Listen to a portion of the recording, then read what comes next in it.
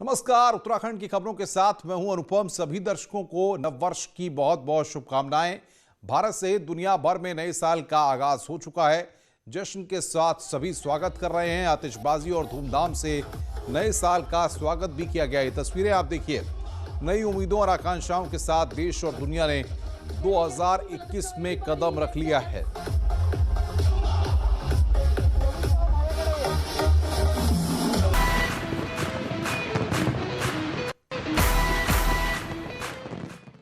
वहीं नए साल के मौके पर मुख्यमंत्री त्रिवेंद्र सिंह रावत ने प्रदेशवासियों को नए साल के आगमन पर शुभकामनाएं दी और प्रदेशवासियों को सुख, समृद्धि और शांति की कामना की है। सीएम ने कहा कि नया साल आशा और ऊर्जा का संचार करेगा। 2020 में पूरी दुनिया कोरोना से संघर्ष में लगी रही, लेकिन पीएम मोदी के सही फैसलों से देश में स्थिति संभली। वहीं सीएम ने हरिद्वार कुंभ को लेकर कहा कि नए साल में संतों के आशीर्वाद से भव्य और दिव्य कुंभ होगा। मेरे प्यारे प्रदेशवासियों, आप सभी को नए साल की हार्दिक शुभकामनाएं। भगवान बद्री विशाल व बाबा केदार से मेरी प्रार्थना है कि नव वर्ष आप सभी के लिए मंगलमय हो और आपके जीवन में सुख, शांति, सद्भाव, समृद्धि और अनंत सफलताएं लेकर आए। सुशासन और भ्रष्टाचार पर जीरो टॉलरेंस प्रारंभ से हमारी सरकार की प्राथमिकता रही है। अब तक के 4.25 वर्ष के कार्यकाल में हमने राज्य के चहुमुखी विकास, पारदर्शी शासन पर फोकस किया। इस दौरान हमारी सरकार ने भ्रष्टाचार पर प्रभावी अंकुश लगाया, महिला सशक्तिकरण पर ध्यान दिया तथा किसानों, नौजवानों और व्यापारियों की समस्याओं का समाधान किया। इस वर्ष हमने गैरसैंण को गृह राजधानी बनाने और डोबरा चांटी पुल के निर्माण जैसे कई ऐतिहासिक निर्णय भी लिए। माननीय प्रधानमंत्री श्री नरेंद्र मोदी जी के मार्गदर्शन में देश के साथ ही हमारे प्रदेश ने भी न सिर्फ विकास की सीढ़ियां चढ़ी, समाज के हर वर्ग के हितों की भी रक्षा की है। हमारी सरकार ने बातें कम, काम ज्यादा की तर्ज पर इस वर्ष तेजी से विकास कार्य किया। साथ ही यह प्रयास किया कि सरकार की कल्याणकारी योजनाओं का लाभ बिना किसी भेदभाव के सभी जाति धर्मों के पात्र लोगों को मिले। इस साल कोरोना जैसी विश्वव्यापी महामारी का भी प्रकोप रहा, जिसका आप सभी के सहयोग से हमने योजनाबद्ध तरीके से मुकाबला किया। देवभूमि उत्तराखंड की देश और दुनिया में अलग छवि है। सदियों से यहाँ शांति और सद्भाव के माहौल रहा है और आप सभी के सहयोग से हम इसे सदैव कायम रखेंगे। इस वर्ष में हमारे सामने कुंभ का सफल आयोजन, कोरोना की वैक्सीन का टीकाकरण जैसी चुनौतियां हैं। हमें पूरा विश्वास है कि आपके सहयोग से हम इन चुनौतियों को भी सफलता से पार कर लेंगे। 2021 का नया साल अपने साथ उम्मीद और नई आशाएं लेकर आ रहा है। साल के पहले दिन ऋषिकेश में बड़ी संख्या में बाहर से आए श्रद्धालुओं ने मां गंगा में स्नान किया, मंदिरों में दर्शन किए और अपने नए साल के लिए दुआ की। नए साल के पहले दिन क्या क्या उम्मीदें हैं, किस तरह का कुंभ होगा, बता रहे हैं। नए साल का आगाज हो चुका है और बेहद सर्द मौसम है। कोहरे की पूरी मार देखी जा रही है पूरे उत्तराखंड में।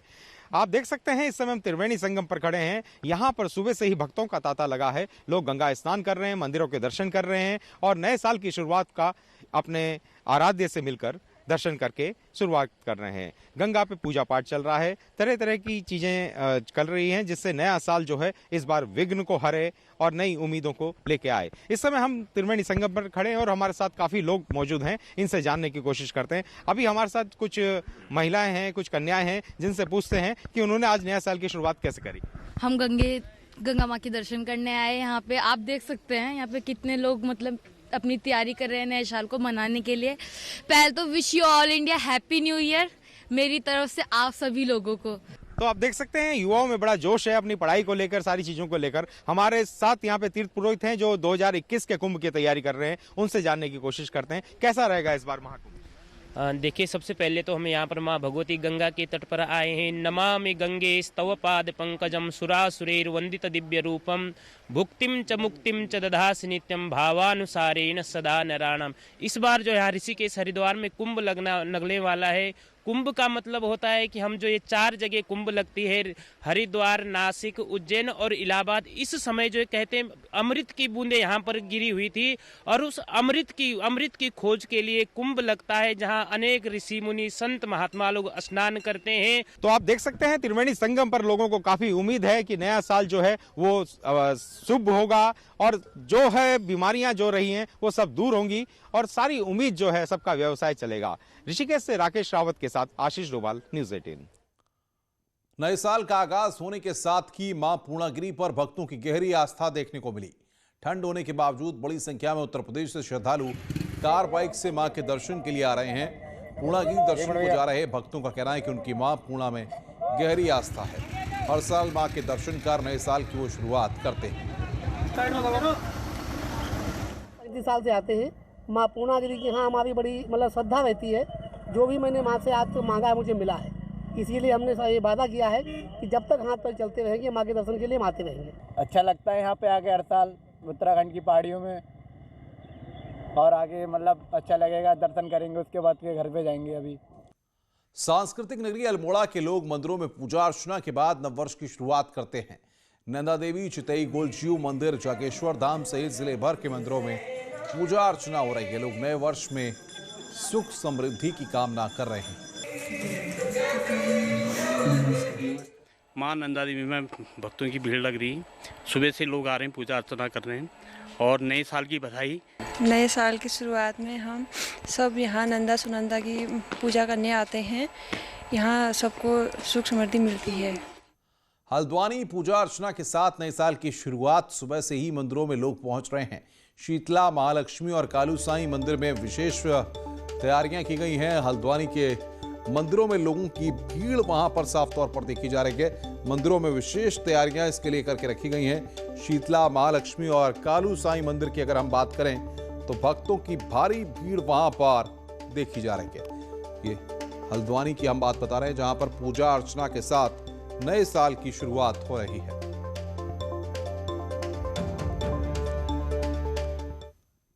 और अब आपको मुख्यमंत्री त्रिवेंद्र सिंह रावत का हेल्थ अपडेट देते हैं। डॉक्टर्स के मुताबिक सीएम त्रिवेंद्र सिंह रावत का स्वास्थ्य फिलहाल ठीक है और लगातार स्वास्थ्य में सुधार हो रहा है। सिटी चेस्ट स्कैन सहित सभी जांच सामान्य है। अगले 1 या 2 दिन में सीएम की दोबारा कोविड की जांच होगी। मुख्यमंत्री फिलहाल एम्स में मेडिसिन विभाग के डॉक्टरों की निगरानी में है।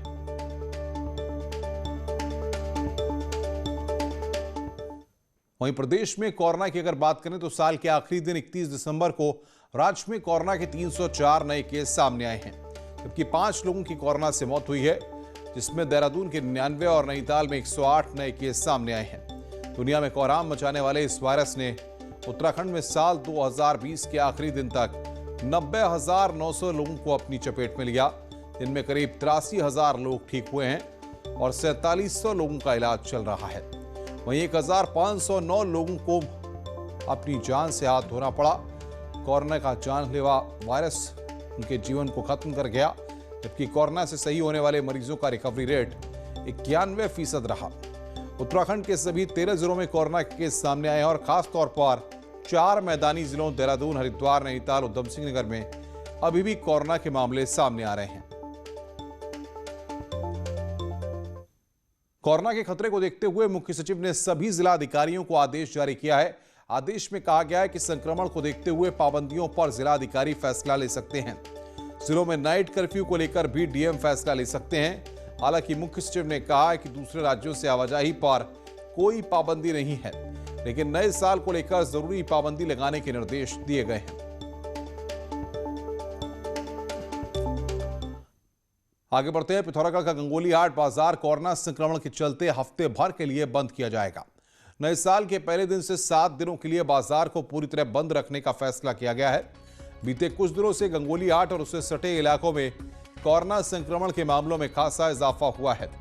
जिले के 80% मामले सिर्फ गंगोली हाट में मिल रहे हैं। इससे पहले भी 2 दिनों के लिए गंगोली हाट को बंद किया गया था।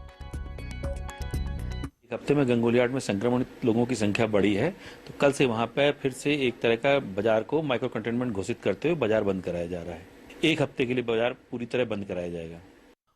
देहरादून से खबर है, जहां पर साल के आखिरी दिन गायब डॉक्टर्स पर एक्शन हुआ है। लंबे वक्त से गायब चल रहे 81 डॉक्टर्स पर एक्शन लिया गया है। सरकार ने डॉक्टर्स की सेवा खत्म करने का आदेश जारी किया है। आपको बता दें कि पहले भी गायब डॉक्टर्स पर कार्रवाई हो चुकी है। आगे बढ़ रहा है, अल्मोड़ा के चौबटिया में हॉर्टिकल्चर डिपार्टमेंट का हेडक्वार्टर राजनीति का मुद्दा बन गया है। पूर्व सीएम हरीश रावत का कहना है कि वो किसी कीमत पर हेडक्वार्टर को शिफ्ट नहीं होने देंगे। उन्होंने कहा है कि इस तरह के फैसलों से उत्तराखंड को खतरा है। वहीं कृषि और उद्यान मंत्री सुबोध उनियाल का कहना है कि कृषि और हॉर्टिकल्चर का एकीकरण हो चुका है। ऐसे में एक विभाग के 2 हेड ऑफिस कैसे हो सकते हैं?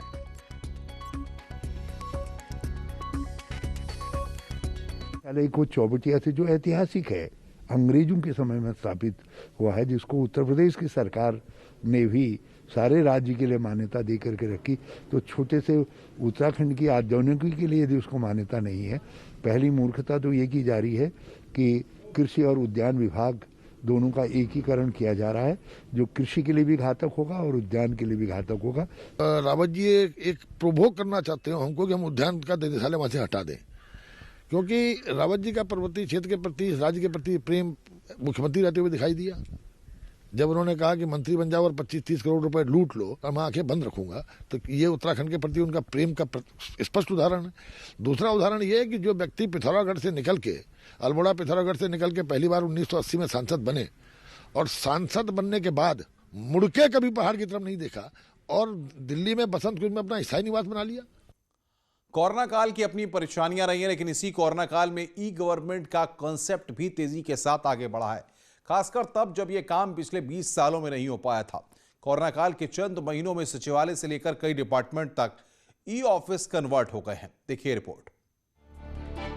कोरोना काल के दौरान भी सचिवालय में लगातार बेहतरीन काम हुए हैं। जिन फाइलों को पहले महीनों एक टेबल से दूसरी टेबल पर जाने में लग जाते थे, वो अब ई ऑफिस से जल्द हो रहे हैं। इसे कोरोना काल का इम्पैक्ट कहें या फिर समय की जरूरत, उत्तराखंड ने ई ऑफिस प्रणाली को तेजी के साथ एक्सेप्ट किया।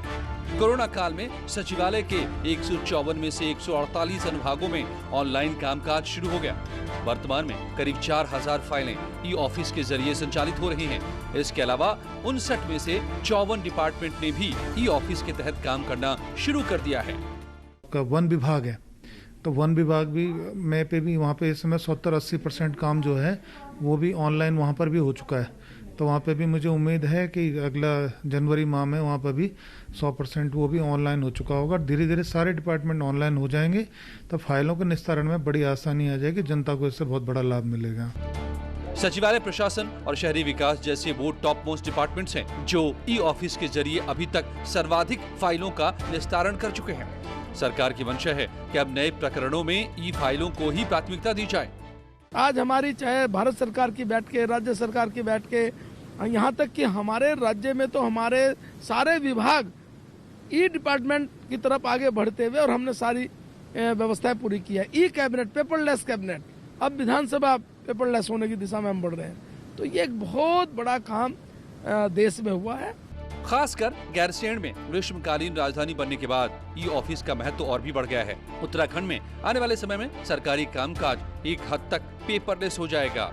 इससे फाइलों, कागजों का अनावश्यक खर्च तो बचेगा ही, फाइलों का मूवमेंट तेज होगा और अफसरों की रिस्पॉन्सिबिलिटी भी फिक्स हो सकेगी।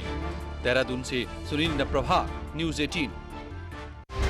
स्वागत है। ब्रेक के बाद कहा जाता है कि देश की राजनीति का ककेरा छात्र राजनीति बढ़ा देती है। यही वजह है कि 2022 के लिए कई ऐसे चेहरे चुनावी ताल ठोकते नजर आ सकते हैं जो छात्र राजनीति में पिछले कुछ सालों से सक्रिय रहे हैं। और किसी एक पार्टी नहीं बल्कि सभी मुख्य पार्टियों की नजर इन युवाओं पर है।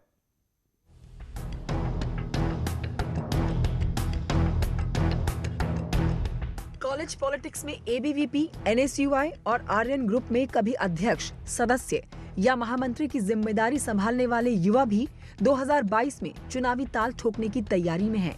अलग अलग पार्टी से जुड़कर ये युवा अपनी चुनावी किस्मत आजमाने की फिराक में हैं।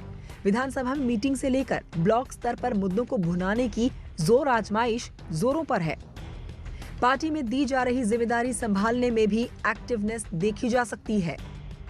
के छात्र संगठन में विद्यार्थी परिषद की पाठशाला से निकले हैं, तो राजनीतिक रूप से हम लोग की सक्रियता तो रहती है और विभिन्न प्रकार का जो प्रशिक्षण है हम लोग प्राप्त करते ही हैं। और उसके उपरांत भारतीय जनता पार्टी ने एक हमें इस प्रकार का राजनीतिक प्लेटफॉर्म मुहैया कराया जिसके माध्यम से हम लोग अपनी किसी भी प्रकार की प्रतिभा के साथ समाज के बीच सक्रिय रह सके, उसी के निमित्त लगातार कार्य करते हैं। और जवानी चलती है उस और जमाना चलता है, और ये चरितार्थ भी होती रही है। अनेक अवसरों पर देखिए, मैंने 90 के दशक में जो हमने मूवमेंट देखा, बड़ा छात्र आंदोलन देखा, उसके बाद राम जन्मभूमि का आंदोलन देखा, उसके बाद उत्तराखंड का आंदोलन देखा, नौजवानों ने दिशा दशा बदलने का काम हिंदुस्तान में किया। छात्र राजनीति को करीब से देखने वाले भी मानते हैं कि इस पार्टी से यूथ का जुड़ना एक नई सोच का विस्तार लेना है। हर पार्टी यूथ को साथ लेकर काम करना चाहती है। भारतीय जनता पार्टी के अंदर हम अपने युवा नेतृत्व को विकसित करने की कार्य प्रणाली को भी लेकर के चलते हैं। तो युवाओं का जितना अधिक राजनीति में पदार्पण होगा, एक सोच वाले युवक, एक ध्येय वाले युवक जब आएंगे राजनीति में, तो राजनीति और अच्छी होती है। कॉलेज की सक्रियता और जनता के दिल में उतरना, दोनों में जमीन आसमान का अंतर है। लेकिन ये भी सच है कि पार्टी के एजेंडे में जो फिट है वही नेता हिट भी है। न्यूज़ 18 के लिए देहरादून से भारती सकलानी की रिपोर्ट। हरिद्वार से देहरादून आने वाले यात्रियों को अब डोईवाला और बानियावाला में जाम की समस्या से नहीं जूझना पड़ेगा। लच्छीवाला और बानियावाला के बीच बन रहा दून हरिद्वार 4 लेन 31 जनवरी तक तैयार होगा। इसके बनने के बाद डोईवाला बानियावाला में ट्रैफिक जाम से राहत मिलेगी। देखिए, हम लोगों का प्रयास है कि ये जल्दी से जल्दी पूरा हो जाए, लेकिन 31 जनवरी तक प्रत्येक दशा में केवल एक जगह को छोड़कर, दूधाधारी तिराहे के पास, क्योंकि वहाँ फ्लाईओवर बन रहा है और फ्लाईओवर का एक्सटेंशन होना है, हम उम्मीद करते हैं कि ये पूर्ण रूप से उस पर गाड़ियाँ चलने लगेंगी। पिथौरागढ़ में पंचाचूली की तलहटी में आग लगी हुई है। माना जा रहा है कि शिकारियों ने दुर्लभ वन्य जीवों का शिकार करने के लिए आग लगाई है। सर्दियों के सीजन में शिकारियों और तस्करों की नजर हिमालयी वन्य जीवों पर रहती है। पंचाचूली के साथ ही कुछ अन्य जंगलों में भी आग धधकी हुई है। इस साल अभी तक बारिश नहीं हो पाई है, जिस कारण आग लगने की घटनाओं में इजाफा हो रहा है। विशेषकर ये आग वन पंचायतों में लग रही है और वन पंचायत के सरपंचों को भी समझाया जा रहा है और बताया जा रहा है कि वो अपने स्तर से भी अवेयरनेस प्रोग्राम करें। जहां पर आग लग रही है, हमारे आदमी पहुंच करके उसको बुझा रहे हैं। उत्तराखंड का ऋषिकेश अपनी सुंदरता के लिए पूरे विश्व में अपनी विशेष पहचान रखता है और विदेशी धरती तक गंगा की रेत पर योग, अध्यात्म और शांति की तलाश में लोग यहां पर चले आते हैं।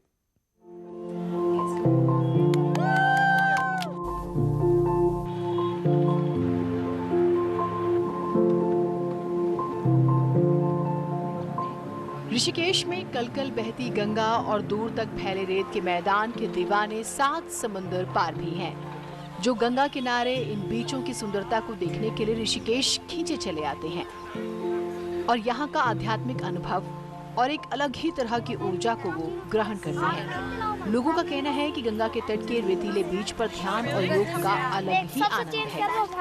So feel is a kind of sadhana, but to me it's very inspirational. It has a very special energy, this place, because it's like a little village, Rishikesh, but it's an international city at the same time. So for me it's very inspirational. अंतर्राष्ट्रीय योग capital के रूप में ऋषिकेश विश्व के नक्शे पर गोवा और केरल को पीछे छोड़कर अपनी एक अलग पहचान बना चुका है। देसी विदेशी सैलानियों की मनपसंद जगह बन चुका है। नए साल के आगमन पर हम चाहते हैं कि जो भी 2020 में कठिनाइयों का सामना करना पड़ा सब लोगों को, पूरे देश को, जनता को, जनमानस को, वो सारी बुराइयां सब दूर हो जाएं। और बड़ा आनंद आ रहा है यहाँ पर इस सुनहरे अवसर पर और बड़ी शांति मिल रही है। बड़ा खूबसूरत दृश्य है और माता गंगा की गोद में ऐसा लग रहा है कि हमने अपनी अंतर आत्मा का बोध कर लिया है। 2020 कोरोना काल से इतिहास के पन्नों में बंद हो रहा है और आने वाला साल 2021 रोजगार और पर्यटन के लिए नई उम्मीद लेकर आ रहा है। ऋषिकेश से आशीष डोभाल के साथ bureau report, news 18 network. Reliance Jio ने अपने ग्राहकों को नए साल का तोहफा देते हुए 1 जनवरी 2021 से डोमेस्टिक वॉइस कॉल को दोबारा फ्री कर दिया है। यानी दूसरे नेटवर्क पर भी सभी कॉल बिल्कुल फ्री हैं। इससे पहले भी ये कॉल फ्री थे, लेकिन आईयूसी चार्ज की वजह से ये कॉल महंगे हुए थे। लेकिन अब 1 जनवरी यानी कि आज से ही जियो के डोमेस्टिक वॉइस कॉल पूरी तरह से फ्री हो गए हैं। सितंबर 2019 में टेलीकॉम रेगुलेटर ट्राई ने मोबाइल से मोबाइल कॉल करने पर आईयूसी लगने की डेडलाइन जनवरी 2020 से बढ़ाकर दिसंबर 2020 कर दी थी। जिसकी वजह से जियो ने अपने ग्राहकों से चार्ज लेना शुरू किया था। कंपनी ने तब कहा था कि जब रेगुलेटर ये चार्ज नहीं लेगा तो वो भी ग्राहकों से चार्ज नहीं वसूलेगी। इस खबर के बाद एयरटेल के शेयरों में गिरावट देखी गई।